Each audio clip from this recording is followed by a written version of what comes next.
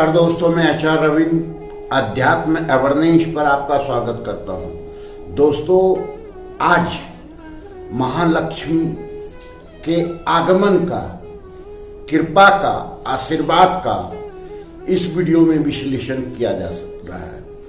कैसे प्राप्त किया जा सकता है, महालक्ष्मी की कृपा कैसे हो, आप पर उनका आशीर्वाद कैसे मिले, आपके परिवार पर उनका आशीर्वाद कैसे मिले, इसी पर विश्लेषण किया जा रहा है।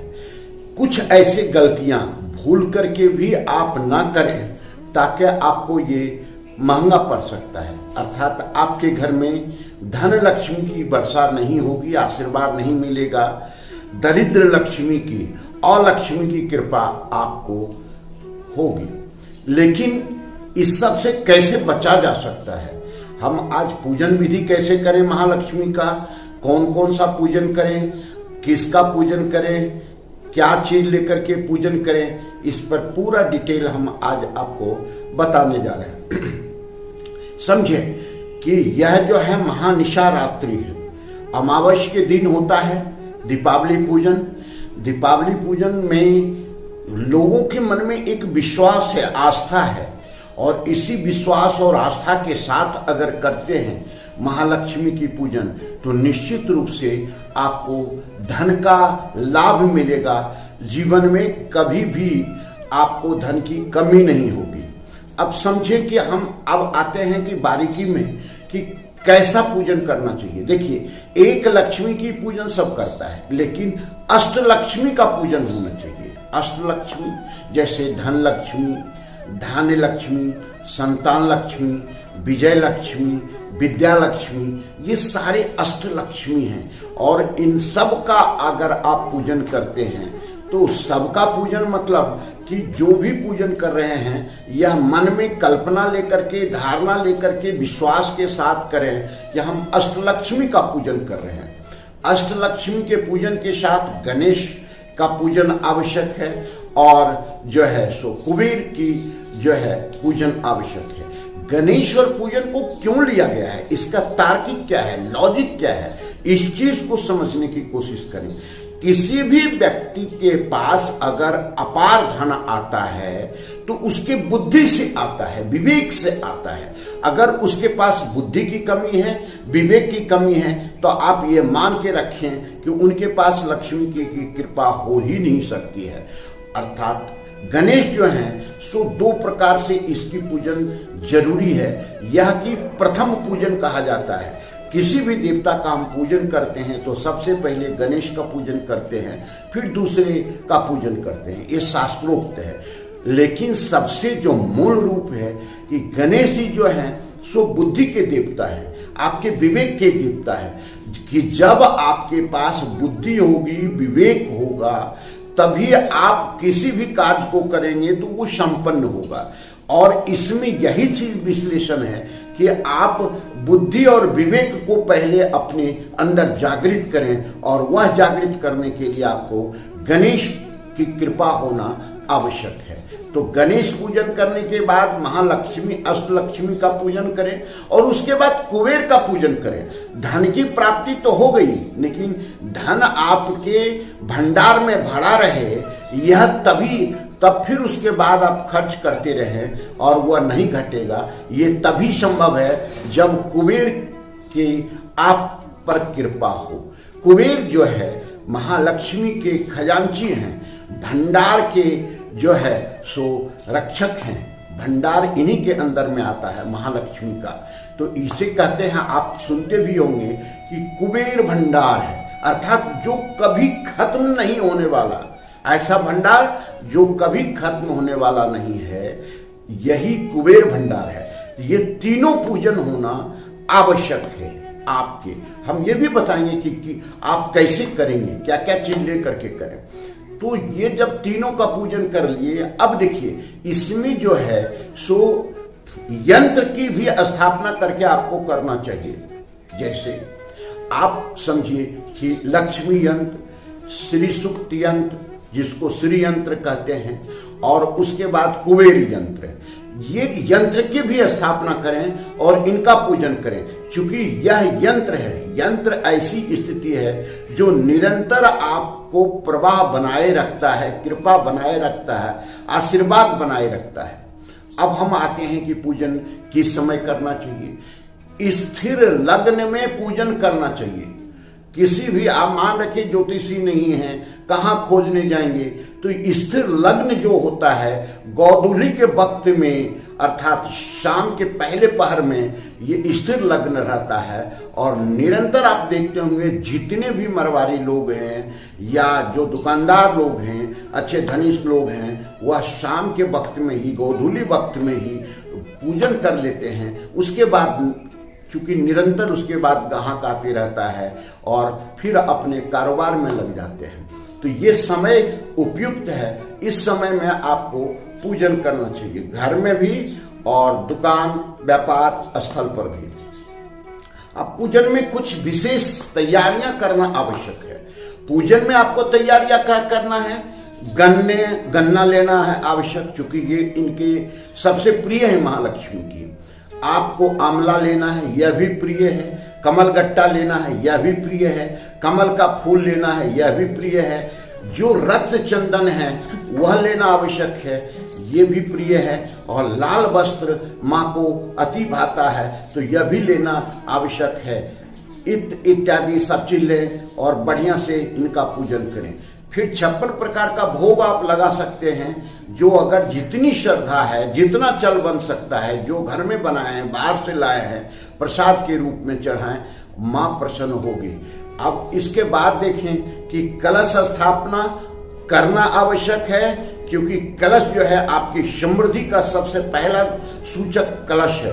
कलश स्थापना करना और कलश में स्वास्तिक बनाना आवश्यक है। उस पर एक श्रीफल को रखना आवश्यक है। श्रीफल भी जो है सो उसमें कपड़ा लपेटा हो। उसके बाद आम पर जो है आम के पत्ते इसमें जो 4 रख करके फिर कलश की स्थापना गणेश के लिए और कुबेर के लिए करें। फिर दीप प्रज्वलित करना। दीप 2 प्रकार का दीप लगाना है, एक घी का दीप लगाना है और एक जो है सो घी का दीप लगाना है। और उसके बाद अपने मुख्य द्वार पर भी दीप लगाना। सावधानी क्या रखना है कि यह दीप कभी भी बुझना नहीं चाहिए, रात भर दीप जलता रहे। तो ये दीप जब आपका जलता रहेगा तो निश्चित रूप से आपकी समृद्धि होगी। रात में पूजन मुख्य रूप से गोपनीय पूजन माना जाता है। महालक्ष्मी की पूजन गोपनीय पूजन होता है, अति समृद्धि देने वाला पूजन होता है। ये रात्रि में है और रात्रि का पूजन जो होता है 11 साढ़े 11 बजे से शुरू होकर के और 4:30 बजे तक होता है। यह पूजन उस समय मुख्य रूप से गोपनीय पूजन करना चाहिए और किसी प्रकार का कुछ भी नहीं आता, महापंडित भी नहीं है। आप अपने से जो है सो पूजन करें, श्रद्धा भक्त मनो स्थिति से सब चीज चढ़ाएं, उनसे प्रार्थना मांगे, उनसे आशीर्वाद मांगे, प्रार्थना करें। ये सारा चीज आप करें घर में, आपको कभी धन की कमी नहीं होगी। उसमें कुछ कौड़ियां रखनी है और गोमती चक्र रखना है। स्फटिक का जो है श्री यंत्र मिले तो वो रखना आवश्यक है और यहाँ पर आप इस विधि से पूजन करें। अब देखिए हवन की भी जो प्रक्रिया है, रात्रि में हवन किया जाता है। अगर हवन की किसी व्यवस्था नहीं है तो एक कंडा जो है अपने गैस चूल्हे पर जला लें और घी रखें, छोटे चम्मच से घी का आहुति देते जाएं। यह महालक्ष्मी को बहुत प्रिय है। उसमें थोड़ा सा आपको उस घी में जो है सो बेल का जो है चूर्ण बना लें, दुकान में मिलता है ले लें। कमल गट्टे का चूर्ण बना लें, दुकान में मिलता है ले लें। और रक्त चंदन का जो है चूर्ण बना करके ले लें, उस घी में मिला दें और उसके बाद उससे हवन करते जाएं। और हवन में कुछ भी नहीं आता है तो एक मंत्र सुन लें, ओम श्रीम ह्रीम महालक्ष्मी नमः, महालक्ष्मी नमः, महालक्ष्मी नमः। तो इस प्रकार से आप जो है सो इनका हवन करते रहें और रात्रि 4:30 बजे तक आप इसका हवन करें। ये गोपनीय पूजन है। ये सारे विधान किसी भी YouTube वीडियो में नहीं मिलेगा आपको। विधिवत आप करते हैं तो महालक्ष्मी की आपकी कृपा बरसेगी ही, आपको आशीर्वाद मिलेगा ही। अब आते हैं इसके दूसरे पार्ट में। जब रात्रि में स्वर्ग लोक से अपने जो पृथ्वी लोक पर महालक्ष्मी आती हैं तो उनके साथ उनकी बहन जो है अलक्ष्मी भी आती है। अलक्ष्मी और लक्ष्मी ये दोनों आते हैं साथ में। जहां पर जैसी स्थिति बनी रहती है वहां वो बहन चली जाती है।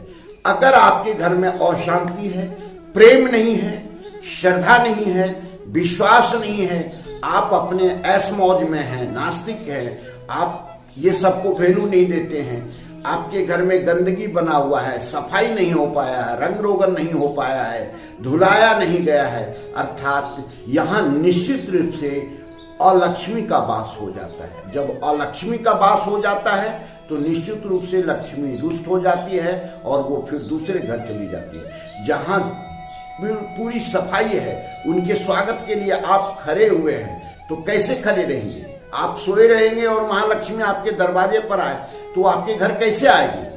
द्वार आपका खुला रहना चाहिए। महालक्ष्मी के पद चिन्ह आपके घर में आता हुआ रहना चाहिए। चिपका देते हैं लोग, आजकल मार्केट में मिलता है तो चिपका देते हैं, वो रहना चाहिए। और घर में उनका भजन कीर्तन या उनकी पूजन चलते रहना चाहिए तो महालक्ष्मी घर में प्रवेश कर जाती है। लेकिन वहां पर भी सभी के प्रति प्रेम हो, श्रद्धा हो। ये नहीं कि घर में भी आपस में जो है त्रिया चरित्र चल रहा है, षड्यंत्र चल रहा है, सभी एक दूसरे के जड़ काटने में लगे हुए हैं। तो ऐसी स्थिति में लक्ष्मी भी जो घर में है वह भी चली जाती है। तो ये सारी चीज सावधानी आपको रखना आवश्यक है। भूल करके भी ये गिफ्ट न लें जो हम आपको बताने जा रहे हैं। लक्ष्मी की मूर्ति, गणेश की मूर्ति किसी से ना ले ना दें, कभी भी नहीं। आप अपने पैसे से श्रद्धा पूर्वक लाएं और उसका पूजन करें, तो ये कभी भी गलती नहीं करें। चांदी का कोई भी आभूषण, सोने का आभूषण या कोई भी सिक्का इत्यादि नहीं लेना है, क्योंकि उसमें लक्ष्मी गणेश बने रहते हैं, कुबेर बने रहते हैं। तो आप अपना लक्ष्मी गणेश को दूसरे घर दे रहे हैं, ये भी नहीं होना चाहिए। तो ये दो चीज आपको नहीं करना। पूजन की सामग्री कोई देता है और उससे पूजन कभी नहीं करें। पूजन की सामग्री, कोई फूल दे दिया, कोई प्रसाद दे दिया, कोई कुछ दे दिया, कोई गिफ्ट दिया, मिठाई उसी को चढ़ा दिया, कौन खरीदने जाता है? ये कभी नहीं करें। ये दरिद्रता लाने का सूचक है, अलक्ष्मी का वास होने का सूचक है। तो ऐसी गलती आपको नहीं करना है, ये सावधानी रखना। किसी से गिफ्ट में घड़ी इत्यादि भी नहीं लें, क्योंकि अच्छे समय और बुरे समय ये सब घड़ी का सूचक है। तो ना किसी को देना है ना लेना है घड़ी का। दीपावली में गिफ्ट में कुछ नहीं मिलता है तो वो घड़ी पैक करके लोग दे देते हैं, चलो देखता रहेगा। ये आपको लेना भी नहीं है, देना भी किसी को नहीं है। किसी के प्रति मन में आपको भावना होनी चाहिए कि सबकी समृद्धि है। एक संकल्प जरूर पूरे परिवार के साथ लें कि हे महालक्ष्मी, आप हमारे घर में वास करें। हम 10% जो भी आपका साल भर में आएगा गरीब दुखिया के भलाई में दान करेंगे। जिसके पास लक्ष्मी नहीं है उनके भलाई में दान करेंगे। और ये भी संकल्प लें कि पूरे विश्व में जो है सो शांति बने रहे और समृद्धि बने रहे, आर्थिक मंदी की स्थिति नहीं हो, सभी के घर में खुशहाली हो। तो ये आज का वीडियो इतना ही। लक्ष्मी पूजन में क्या क्या सावधानी रखना है, मूर्त गूगल पर रहता है, पंचांग में रहता है, उस पर भी जा करके देखें। लाभ चौघड़िया में, शुभ लाभ चौघड़िया में, अमृत चौघड़िया में, ये सब में आप पूजन करें, सब अच्छा ही रहेगा। तो ईश्वर की कृपा से दीपावली की हार्दिक शुभकामना है आपको, और पूरे परिवार से आप आनंदित रहें और लक्ष्मी का आवाहन करें, उनका आशीर्वाद लें और जीवन में कोई कमी नहीं हो। धन्यवाद।